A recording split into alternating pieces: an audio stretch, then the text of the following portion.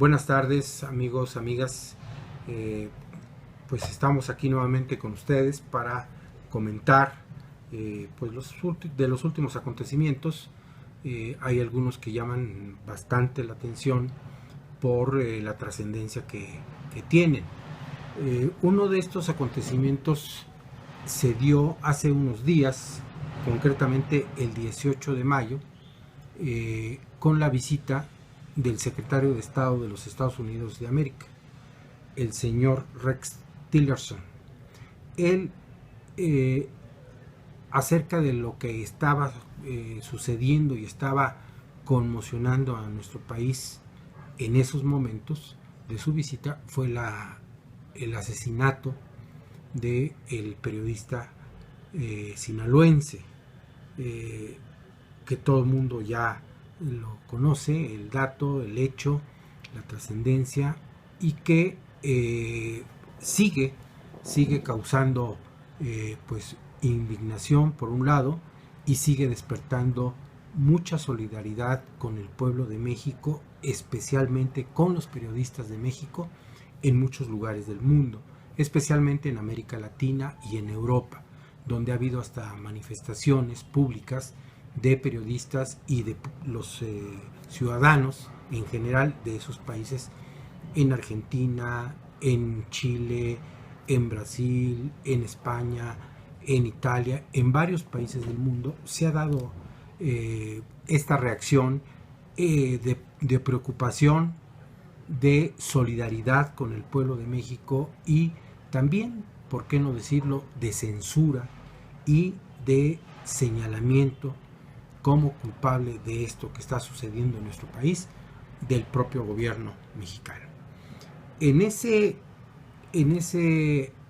tenor, resulta que el secretario de Estado de los Estados Unidos, el señor Tillerson, confiesa abiertamente y sin tapujos que los Estados Unidos es el responsable de la situación de violencia y la situación caótica que estamos viviendo en México con motivo del narcotráfico, con motivo del crimen organizado. Esta violencia desenfrenada, esta violencia que ya está enfermando a toda la sociedad de México, pues él reconoce que son los responsables. Y lo dice de una manera bastante, digamos que cuidadosa, desde luego, es lo menos que le toca a él, y dice que el alto consumo de los enervantes y de las drogas en Estados Unidos es el que propicia esta situación. Esto es una verdad a medias, hay que decirlo con todas sus letras. ¿Por qué? Porque el problema no es ni la producción ni el consumo de las drogas. Vamos poniendo las cosas en su lugar. Usted puede producir marihuana, o puede producir alcohol, o puede producir tabaco, o puede producir otros ingredientes básicos para los consumos adictivos en la sociedad. Y eso no tiene ningún problema. Usted lo puede consumir, y mientras usted no cometa un acto ilícito, no pasa de que le haga daño a su organismo o de que usted viva feliz con el consumo de esa droga. No pasa absolutamente nada. El problema que efectivamente trae aparejada o trae como consecuencia la violencia, los homicidios, las balaceras, el abuso en contra, sobre todo, de los niños y las mujeres, es precisamente el que ha, digamos, el dato que es el que se le imputa directamente a los Estados Unidos, que el señor Tillerson no lo dijo. Pero ¿cuál es ese elemento?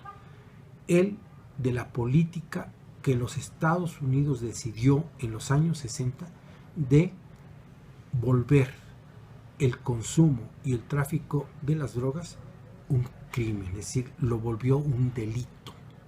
Desde el momento en que esto se vuelve un delito, se criminaliza esa actividad económica, desde ese momento todo lo que tiene que ver con la producción, el tráfico y el consumo de esos productos se vuelve delito, se vuelve un acto que va en contra de las normas jurídicas y por tanto hay que sancionarlo. Pero aquí viene lo interesante. Pues si nada más es de combatirlo, pues que se combata. Pero no se combate. A fondo y en serio, no se combate. Por una razón muy sencilla. Porque los Estados Unidos decidieron criminalizar esta actividad no para terminar con ella, sino para hacer un excelente negocio. Y aquí es donde está la perversión de lo que dicen combatir y lo que en realidad están fomentando. ¿Qué fomentan? Un gran negocio. Sí la marihuana, sí la heroína, sí la cocaína, sí todos estos productos que son desde luego nocivos para la salud, pero en una sociedad civilizada, pues cada quien sabe qué hace con su organismo y qué hace con su cuerpo y qué hace con la salud que le corresponde a cada quien en lo individual. Pero aquí el problema es que ellos volvieron este tema y esta actividad un delito para incrementar las ganancias de quienes trafican con estas drogas, quienes las venden al mercado más grande del mundo, que son los Estados Unidos, que tienen aproximadamente ya más de 300 millones de adictos, sobre todo a la marihuana, a la cocaína y a la heroína. Entonces, para que esta actividad de producción, de trasiego y de consumo tuviera un mayor rendimiento, es decir, una mayor ganancia, pues le agregaron este ingrediente de volverlo delictivo. Y así lograron que entre las bandas de México con las bandas de Colombia y las bandas de Afganistán y las bandas de otros lugares se estén matando y se estén peleando. ¿Por qué? Para surtir a ese gran mercado en donde casualmente ahí no hay ningún problema. Los capos, los grandes negociantes de ese mercado de más de 300 consumidores, no les pasa absolutamente nada.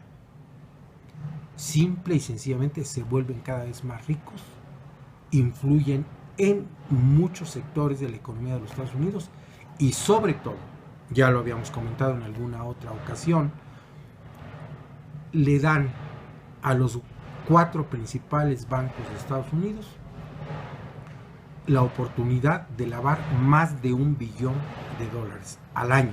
Es decir, $1 millón de millones de dólares los lavan los principales bancos de Estados Unidos. Y entonces, pues dice uno, ¿cómo es que vas a combatir algo que te está produciendo una ganancia enorme? Pues por eso no los combaten. Simulan que combaten, simulan que atacan. En México lo podemos ver ahora con toda, con toda objetividad, históricamente. ¿Cuántos capos de los cárteles mexicanos se han detenido en los últimos 30 años? 15, 20 capos importantes, muchos de ellos procesados en Estados Unidos. ¿Y en qué ha cambiado la situación de la producción y la venta de estos enervantes? Ninguna.